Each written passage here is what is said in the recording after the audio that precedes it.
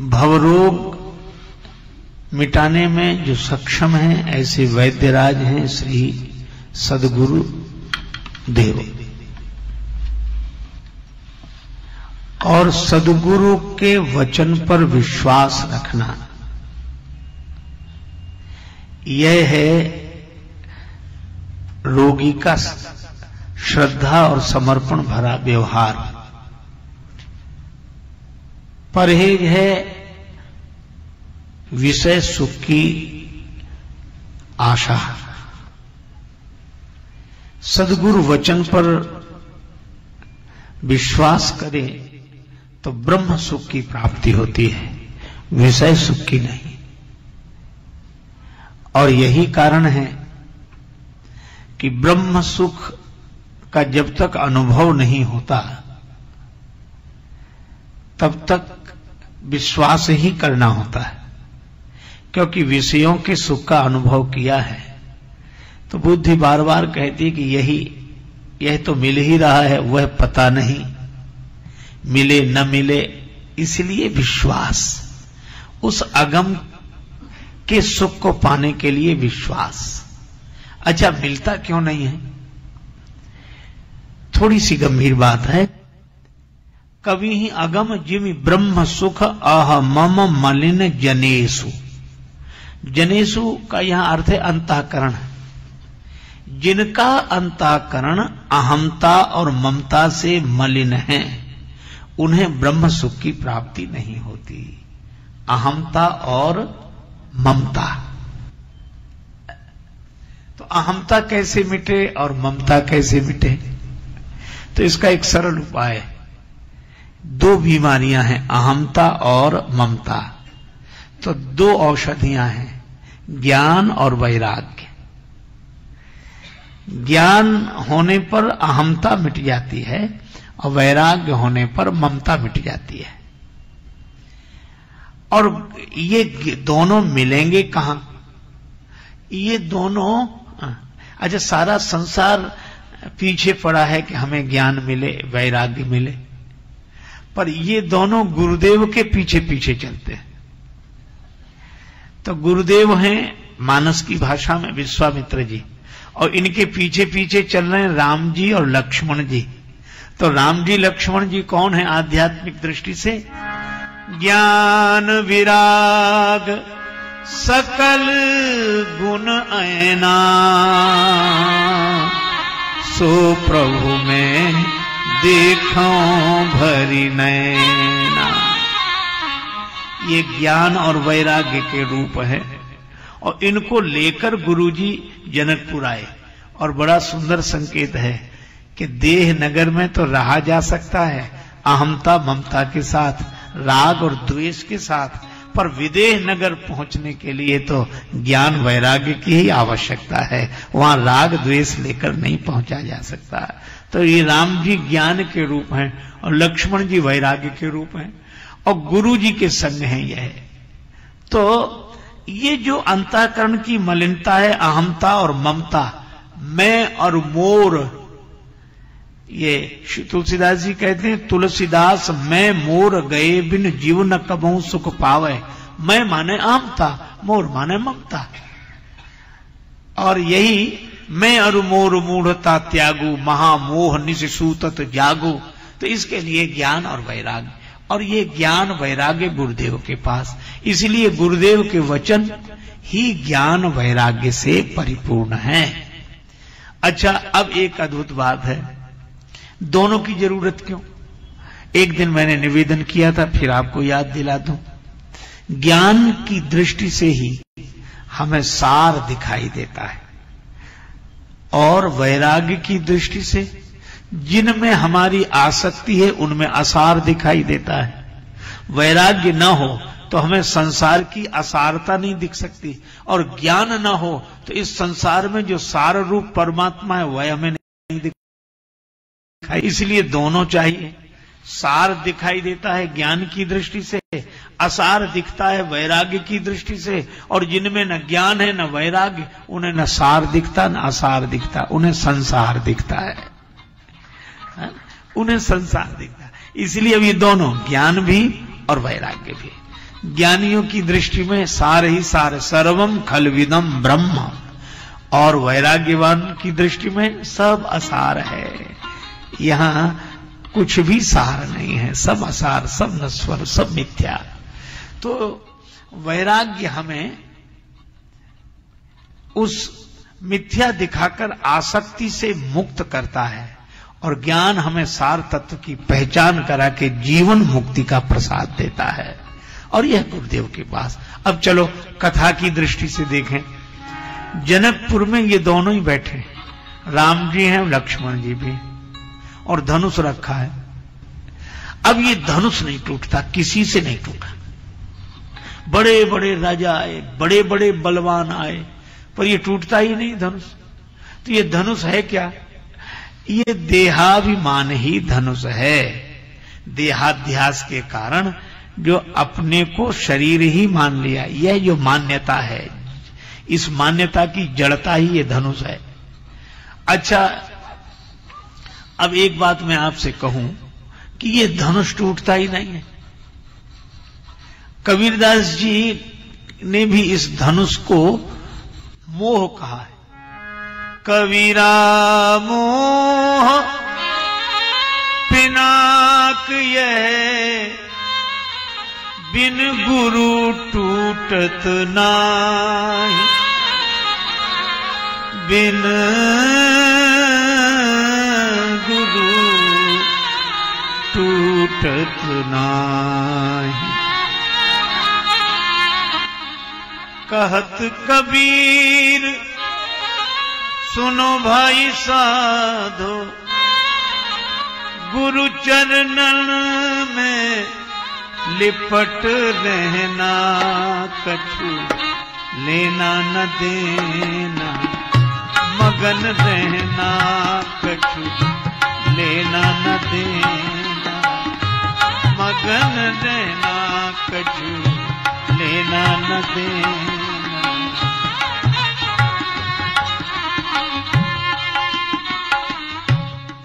कबीरदास जी भी कहते हैं कि गुरु चरणन में लिपट रहना, और भगवान शंकराचार्य कहते हैं शरीरम स्वरूपम सुतम वा कलत्रम, धनम मेरु तुल्यम यशश्चारु चित्रम, गुरोर पद्म रंघेर मनश्चेन लग्नम, ततः किम ततः किम ततः किम ततः किम।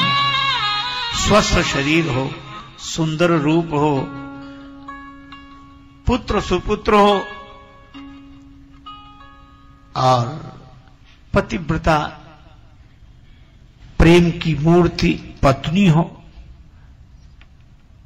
धनम मेरु तुल्यम, सुमेरु सोने का पर्वत ऐसा धन हो, और यशश्चारु चित्रम, चतुर्दिक जिसका सुयश गान होता हो।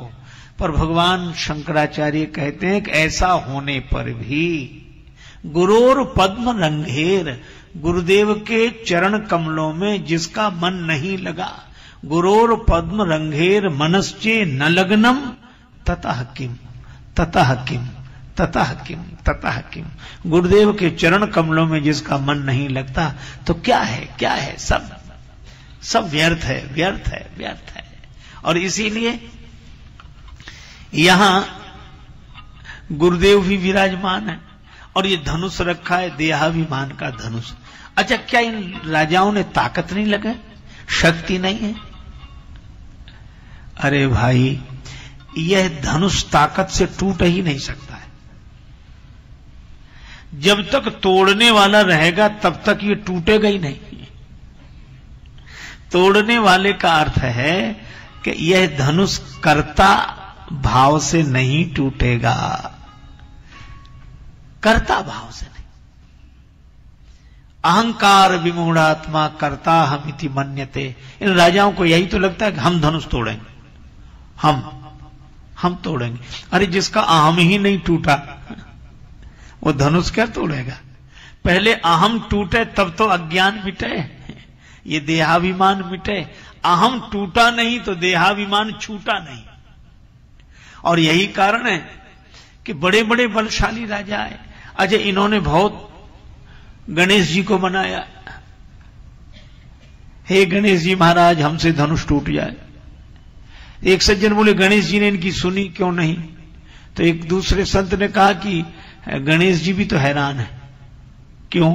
एक राजा जा रहा धनुष तोड़ने, अब गणेश जी के जो बाकी 99 भक्त हैं वो भी तो धनुष तोड़ने बाद में जाएंगे। तो वो 99 कह रहे हैं हे गणेश जी महाराज इससे धनुष मत तोड़वाना, नहीं हम क्या तोड़ेंगे। और एक कह रहा है कि हमसे ही तोड़वाना। तो गणेश जी के साथ समस्या ये कि एक की सुने कि 99 की। और बड़ी मुश्किल बात यह थी कि जिससे नहीं टूटता था वो भी 99 में शामिल हो जाता था। कहता था हमसे धनुष नहीं तोड़वाया तो खैर कोई बात नहीं, पर इससे मत तोड़वाना, नहीं हमारी बड़ी हंसी होगी, किसी से टूट ही नहीं रहा है। तो इन्होंने देवता भी मनाए तो नहीं टूटा ये धनुष। ये इकट्ठे हो गए, 10,000 राजा इकट्ठे हुए तो भी धनुष नहीं टूटा। इसका संकेत क्या है? कि ये देवताओं की कृपा से नहीं टूटेगा ये धनुष। ये धनुष देवताओं की कृपा से नहीं टूटेगा। चले इष्ट देवन सिरुनाई, कितना सुंदर संकेत है कि बाकी सब काम देवताओं के द्वारा हो सकता है, पर यह अज्ञान का धनुष, देहाभिमान का धनुष किसी देव से नहीं टूटेगा, ये तो गुरुदेव से ही टूटेगा, गुरुदेव की कृपा से ही टूटेगा। अज्ञान की निवृत्ति केवल गुरुदेव से होगी, इसके अलावा कोई उपाय है नहीं।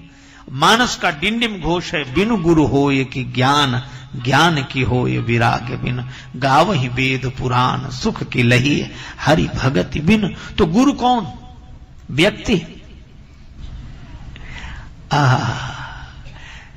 गुरु वह जो दिखने में इंसान हो, जो व्यवहारिक दृष्टि से इंसान हो पर आध्यात्मिक दृष्टि से भगवान हो।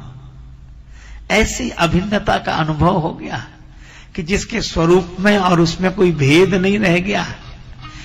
अब क्या कहें, रहे दिल में तो पयाम क्या और बसे आंख में तो सलाम क्या। वो मकाम कुर्ब का आ गया, न पयाम है न सलाम है। अब कुछ रहा ही नहीं, न प्रणाम रहा न कोई संदेश रहा। अब तो कुछ ऐसा ही हो गया है कि दो रहे ही नहीं। और सचमुच ऐसा जिसका अनुभव हो वही सदगुरु। सच्चे अर्थ में अव्यक्त जिसके द्वारा व्यक्त हुआ हो उसी का नाम सदगुरु है। दिखे इंसान की तरह और हो भगवान, है? वो भगवत्ता प्रकट होती हो जिसके द्वारा, वह परम तत्व प्रकट होता हो जिसके द्वारा, जिसको आचार्य शंकर कहते हैं ना, मनोबुद्धि अहंकार चित्तानि नाहम। इसी पद्य में कहा चिदानंद रूपा शिवोहम शिवोहम। इसको सरलता का उदाहरण दो। श्री रामकृष्ण परमहंस बहुत सरल सरल उदाहरण देते थे। वो कहते थे नारियल दो तरह के, एक नारियल कच्चा एक पक्का। कच्चे नारियल के भीतर पानी भरा रहता है और भीतर का जो हिस्सा है वो ऊपर वाले से ऐसा चिपका रहता है कि उसको खूब बजाओ तो पानी से भरा है, तो भीतर वाला अलग होते हुए भी अलग बोलता नहीं, क्योंकि वो ऊपर वाले से चिपका है, बाहर वाले से चिपका है। और वही नारियल जब पक जाए फिर उसको ऐसे बजाओ तो भीतर वाला अलग बोलता है। बस यही है, यहां भी इस शरीर के भीतर जो भीतर वाला है वो बाहर वाले से है तो अलग, पर अहमता के कारण ऐसा चिपका है कि इसके हिलने से वो हिलने लगता है, वो अलग नहीं बोलता। और जब तो ये कच्चा मैं है, तो हम लोगों के पास कच्चा मैं है तो अलग, लेकिन अलग अनुभव नहीं हो रहा है, उसकी अलग आवाज नहीं आ रही है। तो संत कौन, सदगुरु कौन का जिसके भीतर वाले की आवाज अलग आने लगे कि मैं यह नहीं, मैं तो अलग हूं, ऐसा जिसका अनुभव हो वह सदगुरु। और सचमुच ऐसे गुरुदेव विश्वामित्र जी विराजमान है। अच्छा, राम जी लक्ष्मण जी भी है, पर धनुष नहीं टूटा, किसी से नहीं टूटा, इकट्ठे होने पर भी नहीं टूटा, चाहे जितने प्रयास करो, पर अज्ञान की निवृत्ति ज्ञान से होगी और ज्ञान गुरुदेव की कृपा से होगा। अब यहां जब देखा जनक जी ने कि किसी से धनुष नहीं हिल रहा, तब उनको लगा कि जिनसे धनुष हिलना है वे तो अपनी जगह से हिल नहीं रहे, धनुष तो राम जी से ही हिलेगा। जिनसे धनुष हिलना है वे अपनी जगह से हिल नहीं रहे, और जिनसे धनुष नहीं हिलना है वे राजा बिना हिले मानते नहीं है। और समस्या सबसे बड़ी यही है कि जिससे काम हो सकता है वो करता नहीं है, और जिससे काम नहीं हो सकता है वो बिना किए मानता नहीं है। सबसे बड़ी समस्या तो यही है कि जिससे हो सकता वो करे नहीं, और जिससे नहीं हो सकता वो बिना किए माने नहीं। तब जनक जी को लगा कि लक्ष्मण जी खड़े हो जाएं तो राम जी खड़े हो जाएं, और राम जी खड़े हो जाएं तो धनुष उठ जाए। तो लक्ष्मण जी कौन है? का लक्ष्मण जी का यश डंडे के समान है, और राम जी का यश झंडे के समान है। डंडा खड़ा हो जाए तो झंडा भी लहरा जाए। तो डंडा खड़ा हो कैसे? का दो चार गुस्से की बातें करो, अभी डंडा खड़ा हो जाए, यही हो जाए। क्रोध ना भी हो, क्रोध की बातें ही करो। तो जनक जी बोध से भरे हैं, पर व्यवहार में क्रोध करते हुए दिखाई देते हैं। बोले वचन रोष जनु साने, और बोले क्या? अब जनि को, अब जनि को माथे भटवानी, अब जनि को वीर विहीन मही, मैं जानी जानी, अब जनि को,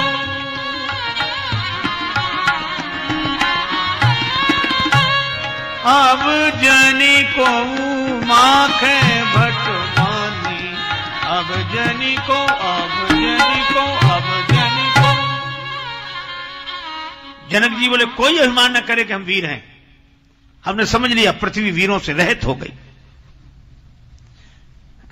और ऐसा कहकर जनक जी ने लक्ष्मण जी की तरफ देखा कि असर हो रहा है कि नहीं। और कथा से आप परिचित हैं, लक्ष्मण जी गर्म हो गए। अच्छा, लक्ष्मण जी अगर गर्म ना होते तो काम बनता नहीं बनता। तो क्या लक्ष्मण जी का गर्म होना जरूरी है? बहुत जरूरी है। कहा तो लक्ष्मण जी को तो वैराग्य का रूप कहा है। हां, इसीलिए तो इनका गर्म होना जरूरी है। ठंडा वैराग्य अच्छा नहीं होता। वैराग्य में तो थोड़ी गर्मी होनी चाहिए। अब जिनका वैराग्य ही ठंडा हो गया हो, उनके जीवन में कुछ क्रांति हो ही नहीं पाती, उनका जीवन बदल ही नहीं पाता। अच्छा, आप ऐसे सोचो, जैसे किसी को दाल बनानी हो, दाल सिद्ध करनी हो, बनानी हो, और कोई पानी गर्म करे और कुनकुना पानी करे थोड़ा गर्म, और रोज बनावे तो 1 साल तक बनावे तो भी बन सकती है। रोज कुनकुना पानी करे, बस थोड़ा सा गर्म करे, और ये तो बनती नहीं है, बर्तन उतार के रख दे। फिर दूसरे दिन कहे कि महाराज हम तो कल से बना रहे हैं, बन नहीं रही है, दाल नहीं बन रही। तो महात्मा क्या कहेंगे? कह रहे भाई दाल ऐसे नहीं बनती, ये तो 1 दिन में बन जाएगी। तो 1 दिन में कैसे बन जाएगी? बोले पानी उतना गर्म तो करो जिसमें दाल पकती है, दाल सिद्ध होती है। तो कई दिन करो कुनकुना पानी तो भी दाल नहीं पकती, और एक ही दिन पानी को खौला दो तो दाल पक जाती है। मैं भी आपसे कहता हूं कि ये कुनकुने वैराग्य से काम नहीं चलता। जब वैराग्य खौलने लगे, वैराग्य गर्म हो जाए तो ज्ञान की उपलब्धि हो जाती है, भगवान की उपलब्धि हो जाती है। वैराग्य गर्म। लक्ष्मण जी गर्म हो गए, उठकर खड़े हो गए। जनक जी ने समझ लिया काम बन गया, क्योंकि ज्ञान की होए विराग बिनु। और लक्ष्मण जी ने कहा कि प्रभु आपकी आज्ञा मिल जाए, गेंद के समान ब्रह्मांड उठा लो। सभा में बैठे राजा कांप गए। एक ने कहा कि सुन रहे हो, तो ब्रह्मांड ही उठ रहा। दूसरे ने कहा कि तो अपना क्या होगा। तीसरा बोला जो सबका होगा सो अपना होगा, ब्रह्मांड में कौन अपन अकेले ही उठेंगे। चौथा राजा बोला हमने तो पहले ही कही थी घर चलो, पांचवा राजा बोला, क्यों रे, तेरा घर कोई ब्रह्मांड से बाहर है? पहला राजा बोला कि यहां तो सब इकट्ठे हैं। पर लक्ष्मण जी से किसी ने कहा कि बात ब्रह्मांड की नहीं, धनुष की हो रही है। लक्ष्मण जी ने कहा, कमल नाल जी चाप चढ़ाऊं और 100 योजन ले जाऊं और छत्र दंड की तरह तोड़ डालूं। भगवान ने कहा, इतनी ताकत है? देखो लक्ष्मण जी गर्म तो हैं, जोश तो है, लेकिन होश है। वैराग्य का जोश आदमी को होश में रखता है और राग का जोश व्यक्ति को बेहोश कर देता है। इसलिए मन में जब जब राग पैदा होता है तो आदमी बेहोश हो जाता है, और मन में जब जब वैराग्य पैदा होता है तो आदमी होश में आ जाता है। इसीलिए लक्ष्मण जी के जोश में भी होश है। लक्ष्मण जी को राम जी ने पूछा, इतनी ताकत है? तो कर्ता भाव नहीं है लक्ष्मण जी का, करूंगा तो मैं, तो इतनी ताकत है? मैंने कब कहा? मैंने कहा ही नहीं कि मैं इतना कर ये मैं कर सकता हूं। तो फिर किसके बल पर कह रहे हो? तब लक्ष्मण जी ने कहा, तोरों छत्रक दंड जिमी तव प्रताप बलनाथ। बल आपका, बस यह है, वैराग्य में कर्तृत्व का अभिमान नहीं होता। अभिमान है ही नहीं, यह आपकी कृपा से, आपके बल से होगा। और लक्ष्मण जी ने जब इस तरह की बात कही तब तुलसीदास जी महाराज लिखते हैं, लखन सकोप बचन जब बोले, डगमगानी मही दिग्गज डोले। धरती हिल गई। राम जी ने कहा, लक्ष्मण बस शांत शांत, तुम्हारे बोलने से धरती हिल रही है और धरती के हिलने से सब हिल रहे हैं। लक्ष्मण जी उसी शैली में विनोद करते हुए बोले कि प्रभु सब हिल रहे हैं पृथ्वी के हिलने से, पर दो अभी भी अपनी जगह से नहीं हिलते। कहा कौन? बोले एक धनुष, दूसरे आप। न धनुष हिलता है न आप हिलते हो। और कितना बढ़िया संकेत है कि अज्ञान भी अपनी जगह से नहीं हिलता, और आप भी तो हिलो, आप थोड़ी कृपा करो। और प्रभु आप का प्रभाव सूर्य की तरह है। अब कितना बढ़िया संकेत, सूर्य, सूर्य माने ज्ञान, प्रकाश, सूर्य की तरह है। तो सूर्य देर से उदय हो तो किसे कष्ट नहीं होगा। राम जी ने कहा कि लक्ष्मण पूर्व दिशा में देखना, सूर्योदय के पहले अरुणोदय होता है, लालिमा छा जाती है, उसके बाद सूर्योदय होता है। तो लक्ष्मण अगर मेरा प्रभाव सूर्य है तो तुम उस सूर्य की लालिमा हो। जब तक तुम प्रकट ना हो जाओ तब तक सूर्योदय कैसे हो जाए। और बड़ी सुंदर बात कही श्री तुलसीदास जी ने कि ज्ञान का सूर्योदय किसी भी व्यक्ति के जीवन में बाद में होता है, पहले वैराग्य का अरुणोदय होता है, तब ज्ञान का सूर्योदय होता है। बिना वैराग्य के ज्ञान हो नहीं सकता। हां, ज्ञान की बातें की जा सकती हैं, सुनी जा सकती हैं, पर जीवन में बिना वैराग्य के ज्ञान उतरता नहीं है। राग ज्ञान को जीवन में उतरने नहीं देता, वैराग्य पात्र बनाता है व्यक्ति को, ताकि ज्ञान उसके जीवन में उतर सके। और यही बात राम जी ने कही। अच्छा एक बात, विश्वामित्र जी अब तक मौन थे, कुछ नहीं बोले। अरे गुरुदेव के वचन की इतनी महिमा, तो गुरुदेव को कुछ तो बोलना चाहिए था, पर विश्वामित्र जी अब तक कुछ नहीं बोले। क्यों? गुरुदेव ऐसे नहीं बोलते, अवसर पाकर बोलते हैं। शंकर जी भी अवसर पाए वचन एक कहे, और गुरु जी भी अवसर की प्रतीक्षा में। अच्छा अवसर का क्या मतलब है? एक आदमी को आप देखेंगे, हथौड़ी उसके पास है और लोहे की छड़कों से मोड़ना है, हथौड़ी चलाता ही नहीं ना। कब चलाता है? जब लोहा गर्म हो जाए। जब लोहा गर्म हो जाए तब हथौड़ी की चोट मारता है, ताकि मुड़ जाए, क्योंकि ठंडे लोहे पर तो हथौड़ी चलाने से कोई लाभ नहीं है। इसीलिए गुरुदेव का वचन हथौड़ी की तरह है, पर इस वचन का प्रयोग करते कब है? कि जब वैराग्य की अग्नि में गिरकर कोई पिघल जाए, तब उपदेश की हथौड़ी का की चोट करते हैं ताकि वह मुड़ जाए, जगत से मुड़कर भगवान की ओर मुड़ जाए और भगवान से जुड़ जाए। यही हथौड़ी का उपयोग है। इसलिए गुरुजी अब तक नहीं बोले। और जब देखा कि लक्ष्मण जी गर्म हो गए, अब वैराग्य गर्म हो गया, तो कहा गुरुजी उन्हीं लोगों के लिए बोलते हैं जिनमें वैराग्य हो, जिनमें वैराग्य प्रबल हो। और तब विश्वामित्र जी ने कहा, अच्छा अब वहां भी एक अद्भुत बात है, यह शुभ समय है। जब जीवन में वैराग्य प्रबल हो जाए तो शुभ समय है। देखो,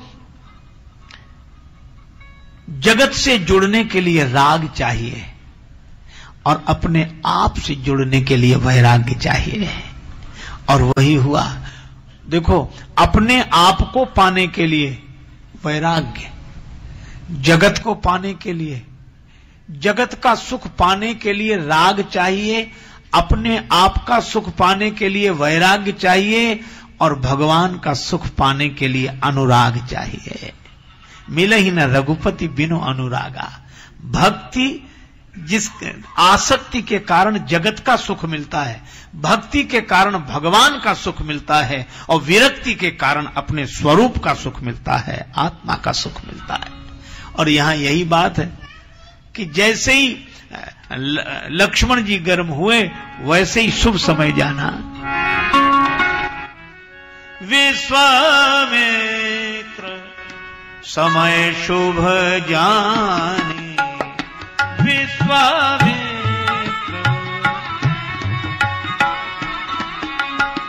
विश्वामित्र विश्वामित्र समय शुभ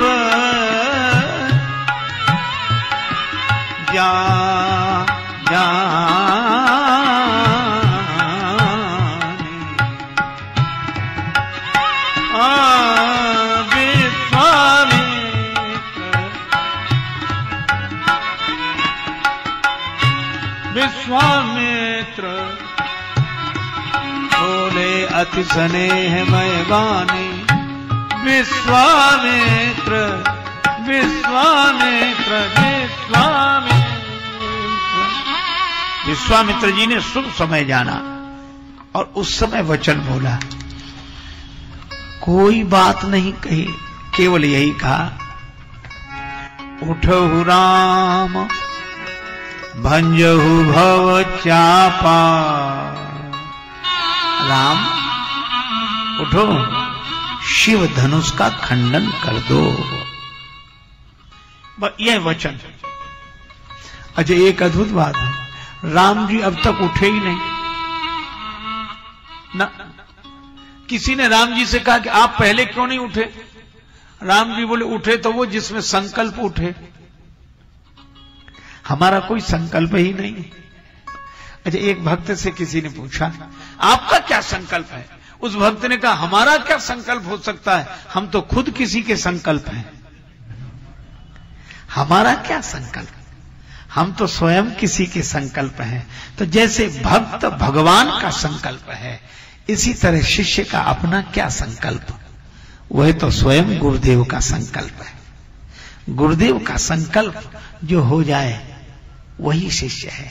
मेरा कोई संकल्प नहीं, मेरी कोई मैं ही नहीं, ये मेरा मैं और मैं मेरा आपके चरणों में लीन हो गया। गुरुदेव आपका जो संकल्प हो, बस इतना इतना जो अहम शून्य हो गया हो, वह शिष्य है। गुरु जी ने कहा उठो राम, और राम जी ने जो सुना तो यह नहीं कि विचार करते कि उठें कि ना उठें। गुरु जी तो कह रहे हैं, लेकिन अब इज्जत की बात है, पता नहीं इतनों से नहीं टूटा तो हमसे भी टूटता है कि नहीं टूटता है। अच्छा, यह भी खुशी नहीं कि हमसे टूटे ही जाएगा, यह दुख नहीं कि टूटा कि न टूटा ना। गोस्वामी जी क्या लिखते हैं, सुने गुरु वचन चरण सिरुनावा, चरण सिर नावा। सुने गुरु वचन चरण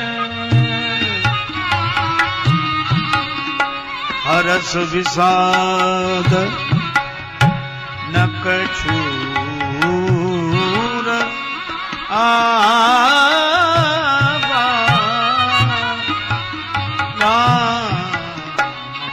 सुनी गुरु बचन चरण, सुनि गुरु बचन चरण चरण चरण, रस विषाद न कछूर आवा, चरण से रुनावा, सुनि गुरु वचन चरण चरण चरण। गुरुदेव के वचन सुने और गुरुजी के चरणों में सिर झुकाया। अच्छा, अब यहां एक बात देखना, दो चीज के बारे में लिखा, हर्ष विषाद न कछुरा, न हर्ष न विषाद, न अच्छा हो तो हर्ष, बुरा हो तो विषाद, पर राम जी में दोनों नहीं। तो किसी ने राम जी से पूछा कि ये दोनों कहां गए, हर्ष कहां गया, विषाद कहां गया? राम जी ने कहा कि देखा नहीं, हमने गुरुदेव के चरणों में प्रणाम किया। तो चरण कितने? दो, और हर्ष विषाद दो, अच्छा बुरा दो, सफलता असफलता दो, सुख दुख दो। का ये जितने दो हैं सुखी दुखी करने वाले, वो जितने भी दो हैं, और जो इन दो का द्वंद्व है, हम तो उस द्वंद्व से निर्द्वंद हो गए। क्यों? बोले हमने ये गुरु जी के चरण भी दो थे, तो हमने दोनों ही गुरु जी के चरण में चढ़ा दिए। हर्ष भी चढ़ा दिया, विषाद भी चढ़ा दिया, अनुकूलता असफलता की भावना, असफलता की भावना दोनों चढ़ा दी। हमारा कुछ सोच नहीं। अच्छा, क्या चाहते हो? सफल होना चाहते हो क्या असफल होना चाहते हो? राम जी कहते हम कुछ चाहते नहीं, आप जो चाहते हैं वही पूरा हो, यह समर्पण शिष्य का।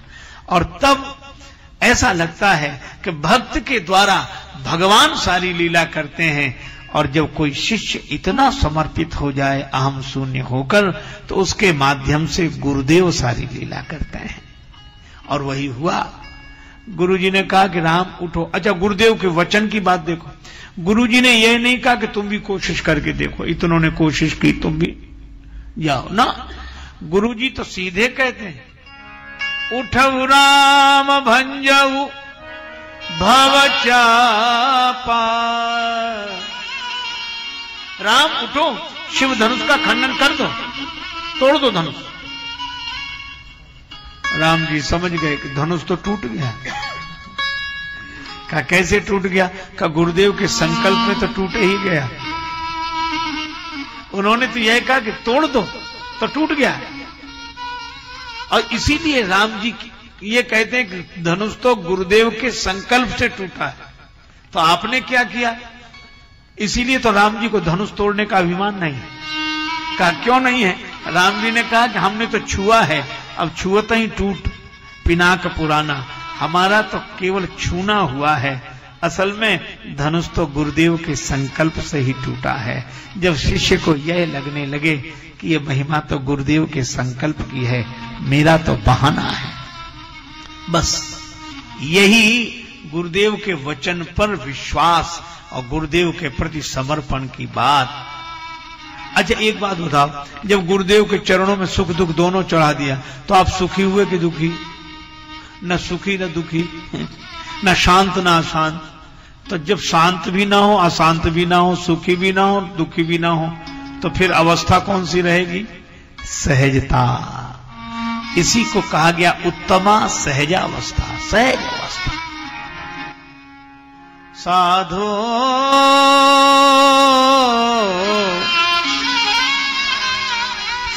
सहज समाधि भली, साधो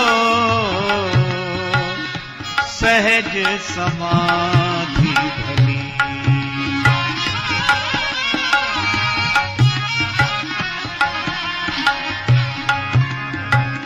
गुरु प्रसाद या दिन ते उपजी,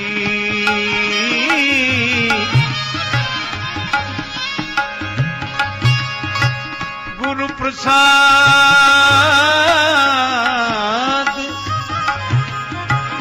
जा दिन ज्ञान ते उपजी दिन दिन अधिक चली साधो सहज समाधि बनी साधो सहज समाधि बनी। अच्छा सहज समाधि कैसी? एक है योग की समाधि, प्राणों को स्थिर कर सकें तो योग की समाधि। एक है स्वरूप में स्थित हो सके चित्तवृत्ति तो ज्ञान की समाधि। भगवान की लीला में मन लग जाए तो भाव की समाधि। पर गुरुदेव के चरणों में समर्पण हो जाए तो सहज समाधि। अच्छा देखो, विशेष जगह जाने पर योग की समाधि लगती है ना? ब्रह्म भाव में स्थिर होने पर ज्ञान की समाधि लगती है। भगवान का ध्यान करने से भक्त की समाधि लगती है। पर सहज समाधि कैसी? कबीरदास जी कहते हैं, मैं बताऊं कैसी? क्या? जहां जहां जाऊं सोई परिक्रमा। अच्छा परिक्रमा में भी तो व्यक्ति चलता ही है। वह परिक्रमा में चलना भूल जाता कि मैं चल रहा हूं। चलता तो है, वह चलता तो है, पर याद कर हम परिक्रमा कर रहे हैं अभी। तो जैसे लगता है जैसे चलने से अलग हो ये काम। कोई ये नहीं कहता कि हम चल रहे हैं अभी, ये भी नहीं कहता हम चक्कर लगा रहे हैं, ये भी नहीं कहता कि हम बड़े चक्कर में हैं। क्या कहते? परिक्रमा कर रहे हैं। अच्छा तो वो क्या करता है? कब वो जब तक मंदिर के आसपास घूमता है तब तक उसको परिक्रमा समझता है, और मंदिर से अलग हटता है तो परिक्रमा को चलना समझ लेता है। कबीरदास जी कहते हैं कि हम तो चल ही नहीं पाते। क्यों? परिक्रमा ही करते रहते हैं। कैसे? का क्या वही है परमात्मा? जब सब जगह है, कहाओ सो कहां जहां प्रभु नाही, तब मुझे अब मेरा चलना छूट गया। जब से पता लगा परमात्मा सर्वत्र है, सर्वरूप है, तो मेरा चलना ही परिक्रमा हो गया है।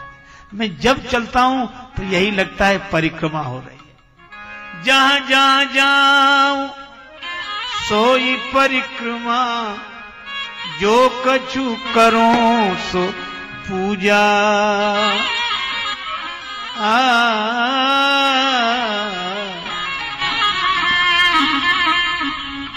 एक बात है, लोग तरह तरह की चीजें लाके भगवान की पूजा करते हैं।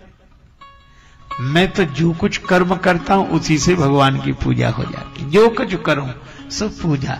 हे प्रभु अनेक रूपों में आप हो, और मुझे तो लगता है कि अगर बेटे के रूप में भी आप हो तो बेटे की आवश्यक चीजों की पूर्ति, बेटे से प्रेम, यह भी तुम्हारी पूजा है। जहां देखो प्रेम की दृष्टि से देखें तो जगत में ही परमात्मा है। प्रेम की दृष्टि, कबीरदास जी कहते हैं ऐसा हृदय हो गया है, और यह हो जाता है, भक्तों को हो जाता है। ऐसी ऐसी अनोखी अनोखी घटनाएं हैं।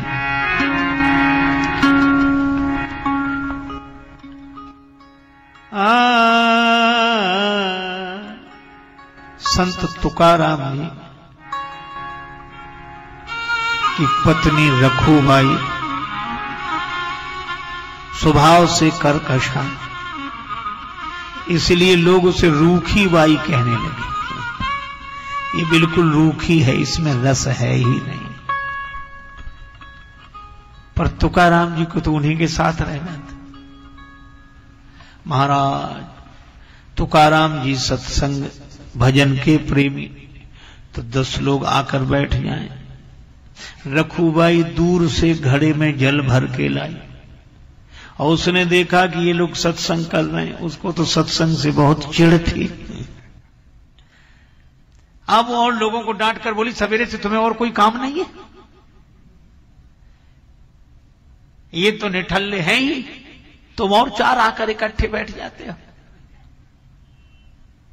कुछ करो, इन बातों में कुछ नहीं होने वाला। उठ के चले जाना, यहां दिखना नहीं तो अच्छा नहीं होगा। वो वार्निंग देके चली गई। फिर पानी मारने।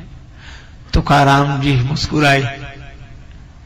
लोग बोले क्या करें? का सत्संग करो, और क्या करो, क्या बाधाओं से सत्संग छोड़ दो? बैठो, मौज मस्ती लो भगवान की भक्ति की। वो उधर से लौट कर आई और देखा ये फिर बैठे, तो गुस्सा आया तुकाराम जी पर ही। जल से भरा घड़ा ही तुकाराम जी के सिर पे पटका जोर से, ऐसे इतनी जोर से पटका कि मटका ही फूट गया। पानी गिरा ऊपर, बेचारे सत्संगी कांप गए। उनको कल्पना थोड़ी थी, वो तो घट में जो तत्व है उसकी बात कर रहे थे। उन्हें क्या पता कि ये घट तो सिर पे ही फूटेगा। तुकाराम भी गए, लेकिन हंसने लगे तुकाराम। ऐसा भाव प्रेम से भरे। कहने लगे देखो आज मान गए। क्या? कहा यह देवी सचमुच महान है। लोगों ने कहा है कि महान, हमने देखा वो अभी डांट रही थी और सिर पे घड़ा पटका। क्या उन्हें इससे भी हमें उपदेश मिल गया। क्या उपदेश मिला? अक्सर गरजने वाले बरसते नहीं, जो कहते हैं वो करते नहीं। लेकिन इसकी कथनी करनी कितनी एक है। ये गरजती भी है, बरसती है। पहली बार आई तो गरज गई, अब की बार आई तो बरस गई। ये गरजती भी है और बरसती भी है। इसलिए इससे हम सत्संगियों को यह शिक्षा लेना चाहिए कि जो हम कहते हैं उसका पालन अवश्य करें, क्योंकि इसने जो कहा वही किया। सत्संगियों ने कहा कि धन्य है आपकी दृष्टि। कठिनाई यही है कि जो इस मान अपमान से ऊपर उठ जाता है, प्रेम से भर जाता है, उसे हर चीज में उपदेश दिखाई देता है। कहा नहीं ठीक है। एक दिन तुकाराम जी गन्ना बेचने गए। पत्नी बड़ी खुश थी कि आज तो कुछ लेकर आएंगे। एक गन्ना लेकर लौटे, बाकी के गन्ने कहां बिक गए? कितना पैसा हुआ? तुकाराम जी बोले बिक तो जाते, लेकिन क्या? रास्ते में गोपाल जी मिल गए थे, बच्चे मिल गए थे, खेल रहे थे कहीं। लो भगवान तुम भी एक गन्ना लो। सब गन्ने बच्चों में बांट आए गोपाल जी को। पत्नी को बड़ा गुस्सा आया, ये गोपाल जी को बांट के आए, ये एक काहे को ले आए, एक बचा है। पत्नी को इतना गुस्सा आया कि गन्ना ही तुकाराम की पीठ में मारा, और इतनी जोर से मारा कि गन्ने के 2 टुकड़े हो गए। धन्य है संत। तुकाराम जी हंसते हुए बोले बड़ी समझदार हो। क्यों? गन्ना था एक, हम तुम थे 2 टुकड़े हो गए। एक तुम हिस्सा गन्ने का तुम ले लो, एक हम ले लेते हैं, और बड़े प्रेम से पाओ, फिर भगवान का भजन करो, सो जाओ। बोलो, ये इसीलिए साधु होना कठिन है। खोद खाद धरती सहे, पृथ्वी का नाम ही क्षमा है। इतनी सहनशीलता किसी में नहीं। लोग फावड़े से खोदते हैं, खनन करते हैं, पर धरती सहन कर लेती है। खोद खाद धरती सहे और काट कूट बन रहा है। लकड़ी पर हम कुल्हाड़ी चलाते हैं, वृक्ष सहन कर लेते हैं। खोद खाद धरती सहे, काट कूट बन रहा है। और कुटिल वचन साधु सहे, सबसे सहा न जाए। बुंद अघात सहाई गिरी कैसे, खल के वचन संत सह जैसे। ऐसा समता का भाव आ गया, ऐसा कि अब कुछ होता ही नहीं है, हमारा कोई संकल्प ही नहीं है। बस जो होता है वह जिसके संकल्प से होता है, हम तो उसी के हैं। हमारे लिए न अच्छा न बुरा, न सफलता न असफलता, न अनुकूलता न प्रतिकूलता, न हर्ष न विषाद। जो कुछ करते हैं वह तुम्हारी पूजा है प्रभु। जहां जहां जाऊं सोई परिक्रमा, जो कुछ करो सो पूजा।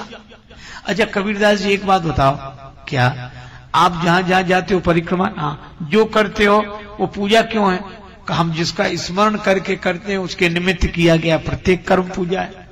अच्छा चलो मान गए, तो भगवान को कभी दंडवत करते हो कि नहीं? प्रणाम करते हो कि नहीं? हाँ करते हैं, और ऐसी बढ़िया दंडवत करते हैं कि हमको भी आनंद आ जाता है। अच्छा तो कौन सी दंडवत करते हो? तो क्या बोले, जब सोऊं तब करूं दंडवत। जब आराम से बिस्तर पे जाकर तो लगता है कि भगवान के चरणों में सिर रख दिया हूं। यही जिंदगी, जीवन और भजन दो न रह जाएं। जहां जहां जाऊं सोई परिक्रमा, जो कछु करो सो पूजा। जब सोऊं तब करूं दंडवत, भाव न राखूं दूजा। साधो सहज समाधि भली, साधो सहज समाधि भली।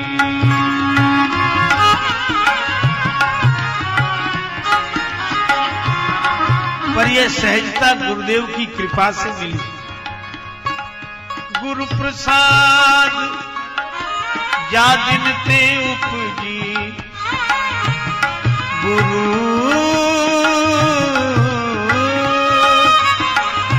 गुरु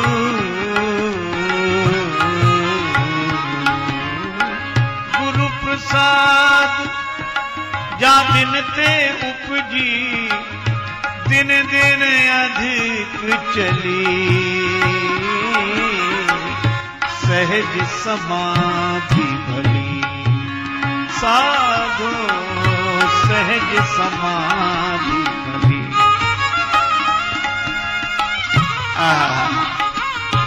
गुरुदेव के चरणों में समर्पण, चरण भी दो, हर्ष विषाद भी दो। जब चढ़ा दिया तो जीवन में सहजता आ गई। इसीलिए तुलसीदास जी लिखते हैं, सहज ही चले सकल जग स्वामी, मनहु मंजुवर कुंजर गामी।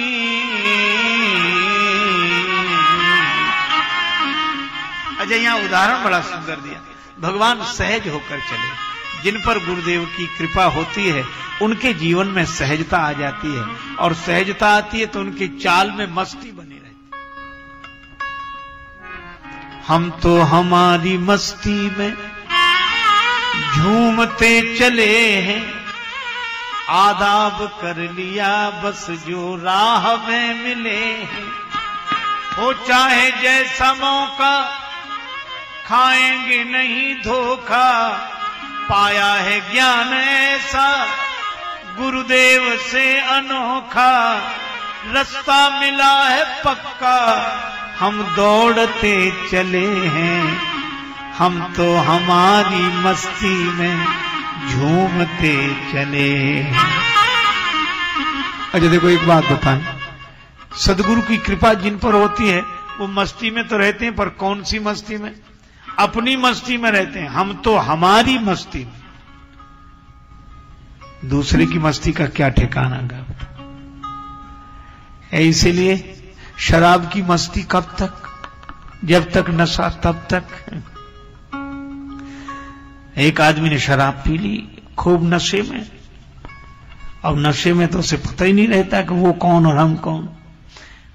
उसी के राजा साहब, जिनके राजा के दरबार में वो सेवक था, हाथी पर बैठकर जा रहे थे राजा साहब। वो राजा को देखकर ही बोला, क्यों ये भैंसा बेचेगा? और राजा से कह रहा है, और हाथी को कह रहा भैंसा ये बेचेगा। राजा से ये तो वही है। लोगों ने कहा मारो। राजा बोला नहीं नहीं, पकड़ लो इसे, बस पकड़ लिया, बंद करा दिया कोठरी में।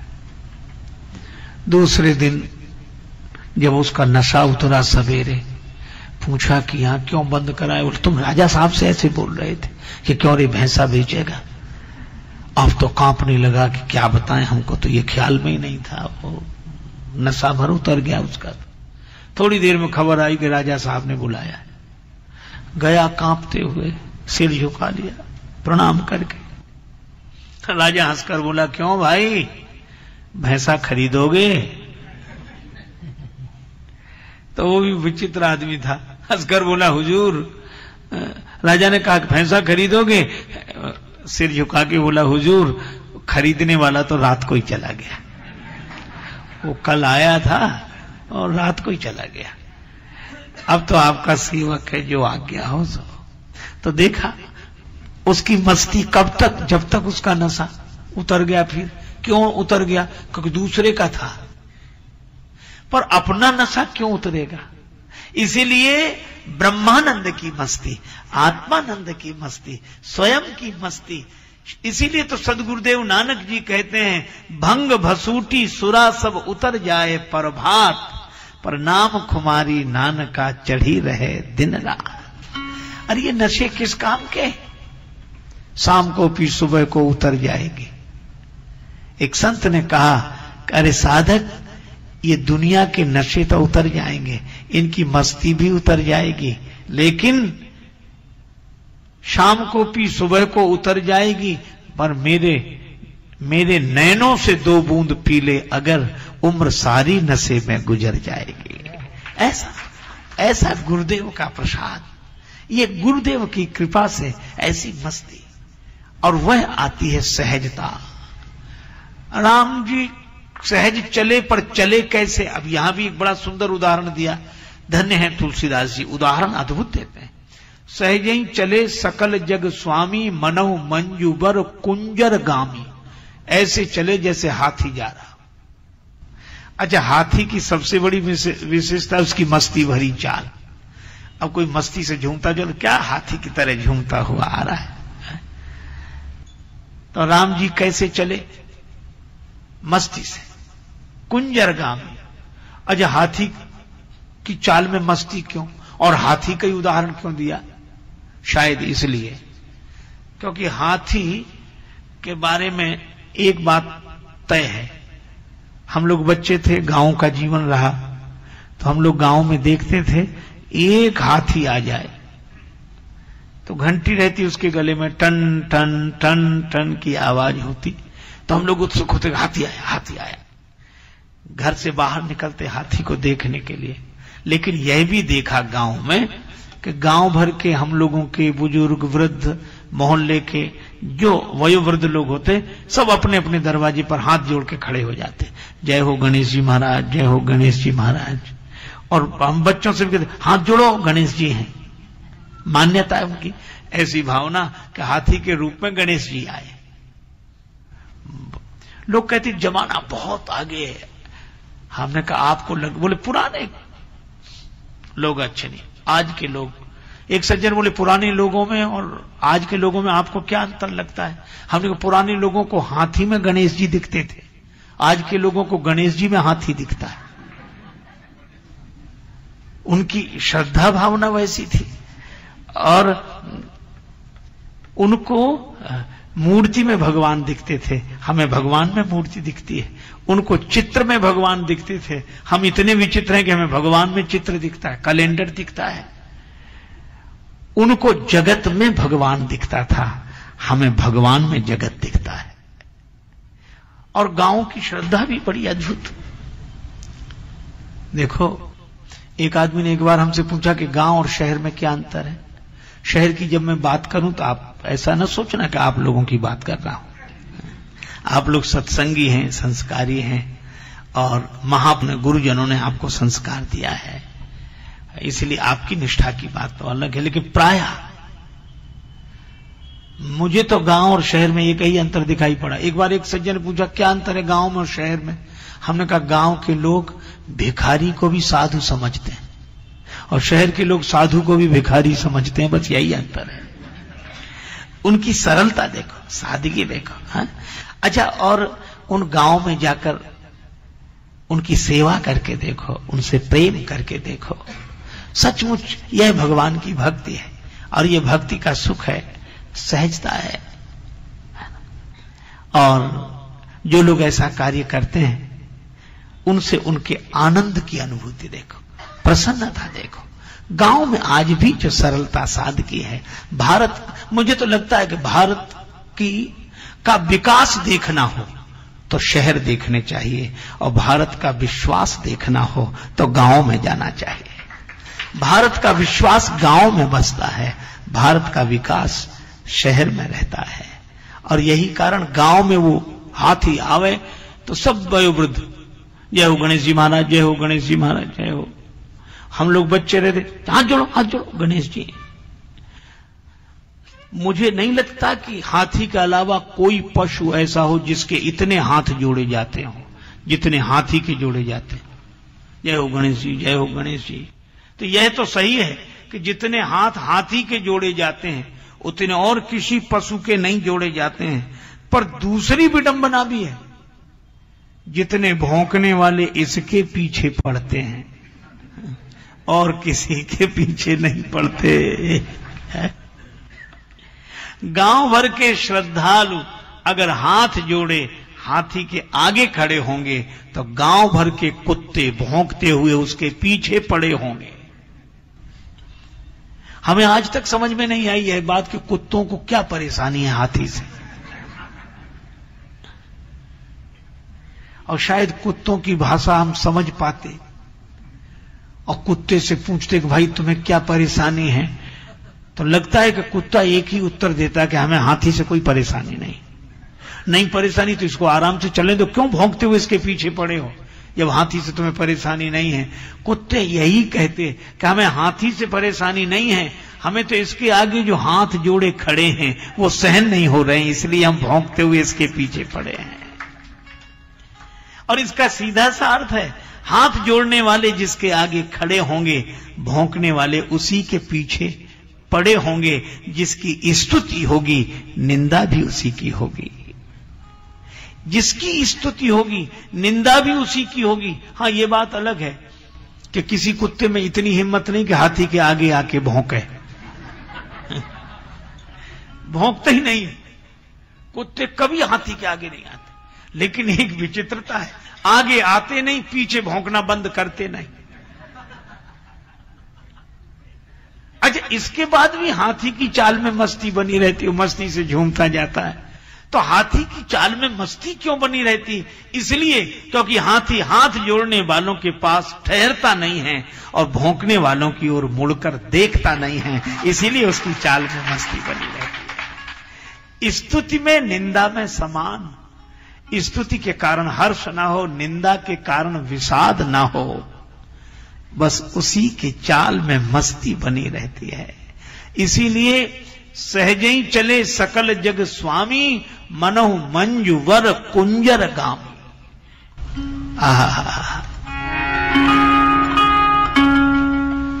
कई बार लोगों को परेशान देखा जाता है। एक सज्जन है हमारे साथ कभी थे, वो जब आवे मौका तो मुंह फुला के बैठना। हमने पूछा क्या बात है? कुछ नहीं। अरे तुम्हारी शकल बता रही कि कुछ तो नहीं है ही नहीं कुछ। अरे हम नहीं कोई, अब आप कह के और कर दोगे, वैसे तो है नहीं। अच्छा, बाद में पता लगता कि किसी ने कुछ कह दिया है और इसी पर वो नाराज है। एक महात्मा ने बड़ी अच्छी बात कही, क्रोध का अर्थ क्या हुआ? का दूसरे के किए हुए अपराध की सजा अपने को देना, इसी का नाम क्रोध है। गलती उसने की है और आग हमें लग रही है। जिसने गलती की वो मजे में बैठा है और जिसने गलती की नहीं वो जल रहा है, इसने ऐसा क्यों कहा? अरे तो कहा उसने, सो कहा, तुम काहे को परेशान? तो वो बोले कि नहीं ये बात नहीं है और हम को बहुत इन्होंने ऐसे कहा, इन्होंने ऐसे कहा, इन्होंने। अच्छा, इसके पहले वो लोग जिनकी मैं बात बता रहा हूं, वो रामलीला, श्री रामलीला होती थी गांव में, उसमें अभिनय करते थे, नाटक में अभिनय, नौटंकी में अभिनय करते थे।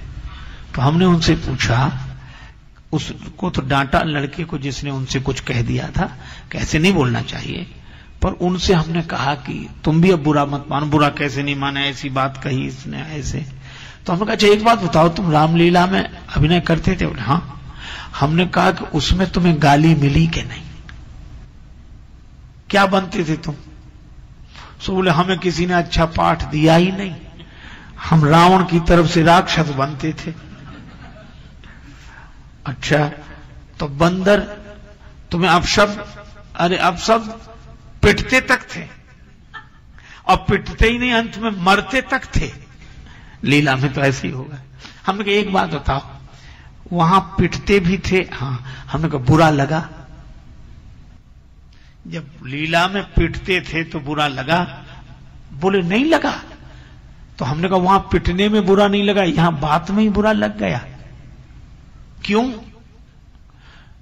बोले वो भगवान की लीला थी और ये हमारा अपमान है। बस यही गड़बड़ी है। रामलीला में जैसे न भला लगता है न बुरा लगता है, क्योंकि हम जानते हैं कि ये राम जी की लीला है। इसी तरह जगत में भला बुरा लगना उस दिन बंद हो जाएगा जिस दिन हम जान लेंगे कि ये भी राम जी की लीला है। रमा है वही राम लीला उसी की, और यही है परम तत्व जय राम जी की। यह समझ में आ जाए, लीला है, भगवान की लीला है। गिरिजा सुनो राम कै लीला, तो चाल में मस्ती बनी रहेगी। हमारे गुरुदेव कहते थे कि एक महात्मा मिले तो महात्मा तो स्वभाव से ही मस्त, तो खूब मस्ती से चले आवे और एक वस्त्र लपेटे, मुख पर भी मुस्कान, शरीर से भी बड़े स्वस्थ। तो गांव के लोग तो ऐसे ही, एक ने कहा कि बाबा बड़े तंदुरुस्त दिख रहे हो।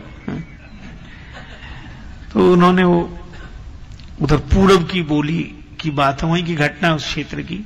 तो संत को देखकर बोले, काहे तुम धम धूसर मोट, अरे तुम धूल धूसरित होने के बाद इतने मोटे दिख रहे हो, तंदुरुस्त दिख रहे हो, काहे तुम धम धूसर मोट।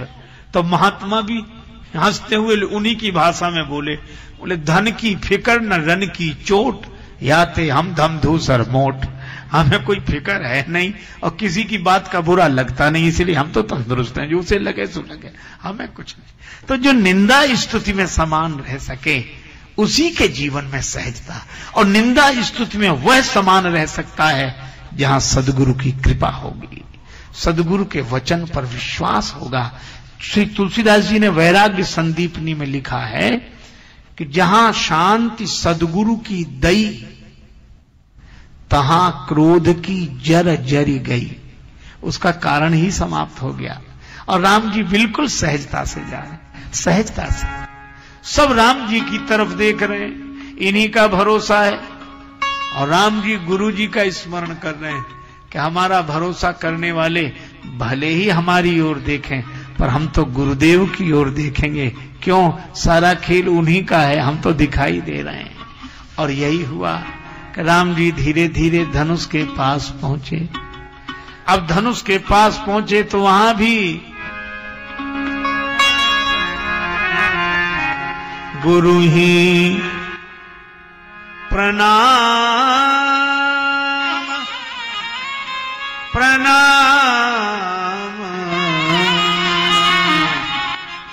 गुरु ही प्रणाम, गुरु ही प्रणाम, गुरु ही प्रणाम, प्रणाम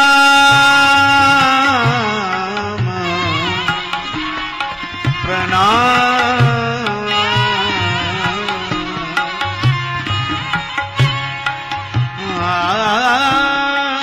गुरु ही प्रणाम,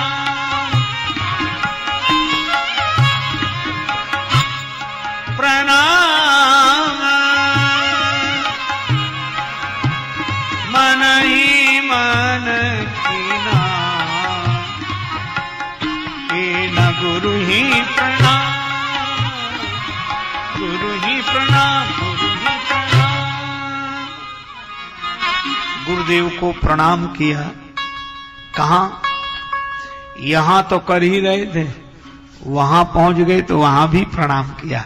देखो कितना बढ़िया संकेत है कि गुरु जी के सामने रहें तब तो प्रणाम करें, लेकिन गुरु जी की कृपा से यहां की बजाय वहां पहुंच जाए, कोई ऊंचाई मिल जाए, कोई बड़ा स्थान मिल जाए, तो यहां रहकर गुरु जी याद रहें ये तो ठीक है, लेकिन ऊंचाई मिलने पर भी गुरुदेव याद बने रहें, यह शिष्य का धर्म।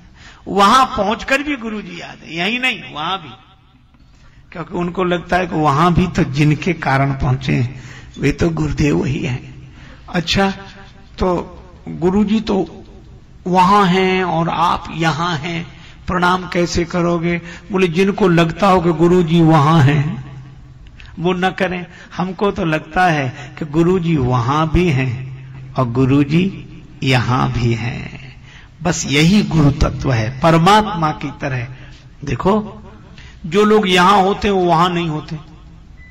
जैसे हम लोग इस समय यहां हैं तो वहां नहीं है जहां होने चाहिए, और जब वहां होते तब यहां नहीं होते। संसार की यही स्थिति है, जो यहां होता है वह वहां नहीं होता, और जो वहां होता है वो यहां नहीं होता। एकमात्र परमात्मा ही ऐसा है जो यहां भी होता है और वहां भी होता है, और वहां भी होता है और यहां भी होता है। इसीलिए राम जी के लिए रामायण में क्या लिखा, यहां वहां दुई बालक देखा।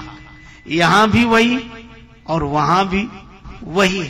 और इसी तरह गुरुदेव वहां का आसन पर बैठे हैं और यहाँ हृदय के सिंहासन पर बैठे हैं। तो जब गुरुदेव आसन पर बैठे हैं तो गुरुदेव के चरणों में प्रणाम, सुन गुरु वचन चरण सिर नावा। और जब यहां देखा, वहां तो आसन पर बैठे थे तो चरणों में प्रणाम करके आए, और यहां मन के सिंहासन पर बैठे हैं तो यहां मन से गुरु ही प्रणाम मन ही मन कीन्हा। जैसे परमात्मा सर्वत्र है, हरि व्यापक सर्वत्र समाना।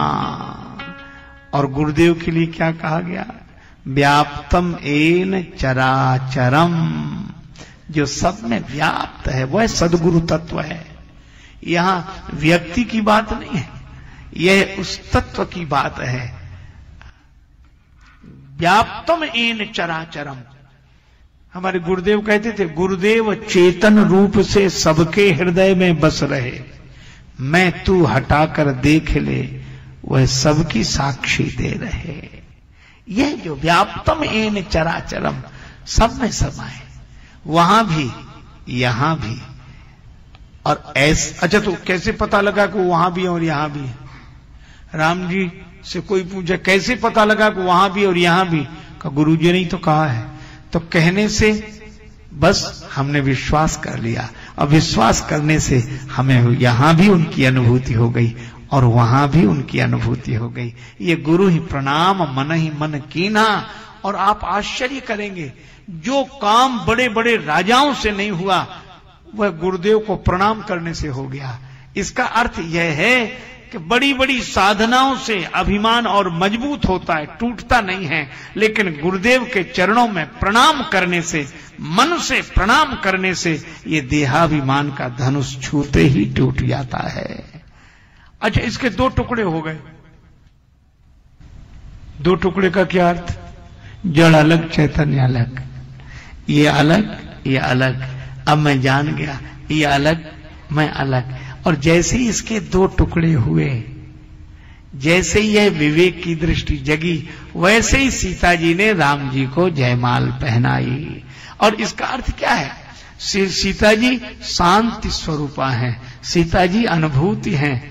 आहा, जैसे ही गुरुदेव की कृपा से देहाभिमान का धनुष टूटता है, वैसे ही हमारे स्वरूप से अभिन्न शांति हमें जयमाला पहनाकर हमें वर्ण कर लेती है, और जीवन में शाश्वत शांति की स्थापना होती है। लेकिन धनुष टूटना जरूरी है। इसीलिए तो किसी ने कहा कि धनुष तुम टूट गए, सब खुश हैं पर तुम दुखी हुए होगे। धनुष ने कहा हम भी प्रसन्न हैं, जब जुड़े हुए थे तो दूसरों को तोड़ते थे, धनुष पर से बाण चलेगा तो दूसरे टूटेंगे। पर धनुष ने कहा कि जब हम जुड़े थे तो दूसरों को तोड़ते थे, और आज टूटे हैं तो दो को जोड़कर टूटे हैं, इसलिए हमारा टूट जाना अच्छा है। और कितना बढ़िया संकेत है कि ये देहाभिमान का धनुष टूट जाए, दो अलग हो जाएं, चैतन्य अलग, जड़ अलग, शरीर अलग, शरीर में रहने वाला अलग। यह गुरुदेव की कृपा से अलग अलग अनुभव हो जाए तो विदेह नगर में उस शाश्वत शांति की प्राप्ति श्री सीता जी के रूप में भगवान श्री राम को हुई, वह गुरुदेव की कृपा से।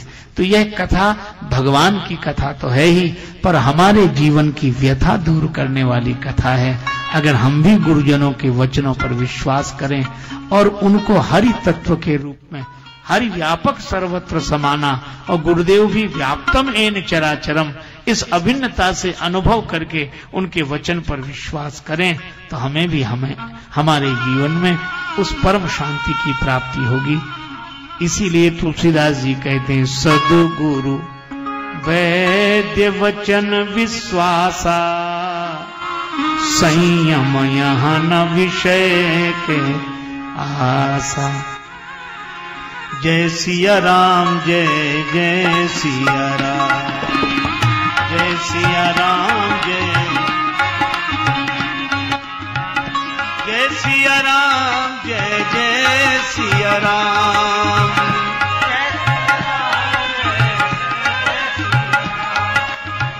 जय सिया राम जय जय सिया राम, जय सिया राम जय जय सिया राम, जय सिया राम जय जय सिया राम।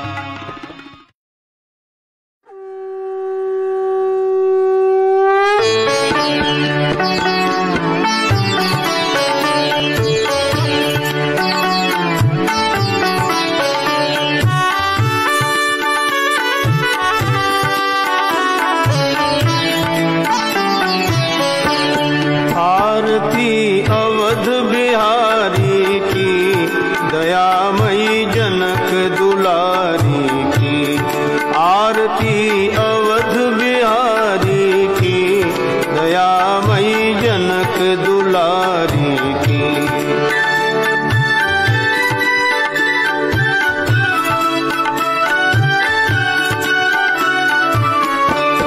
सिंहासन सोहे युगल सरकार, परस्पर हंसी हेरत हर बार। मधुर कछु बोल लेत मन मोल, ललित छवि प्रीतम प्यारी की दयामयी जनक दुलारी की। आरती अवध बिहारी की दयामयी जनक दुलारी की।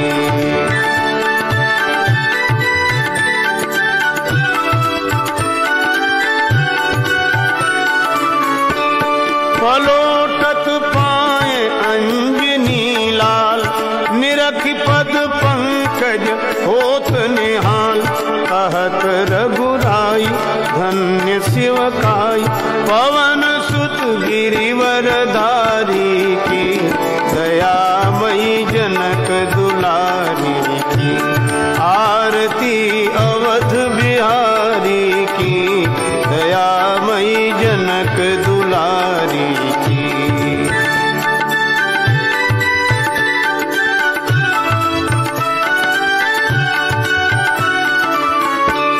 भरत जूठाणे भाव विभोर, लखन रिपु दमन लाल कर जोर।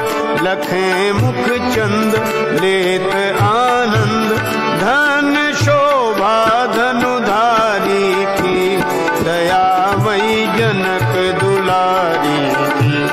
आरती अवध बिहारी की दयामयी जनक दुलारी की।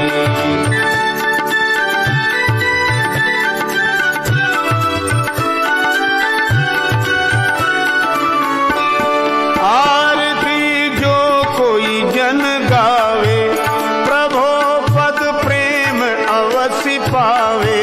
शरण राजेश द्रवे अवधेश, बोलिए जय भयहारी की दयामयी जनक दुलारी की।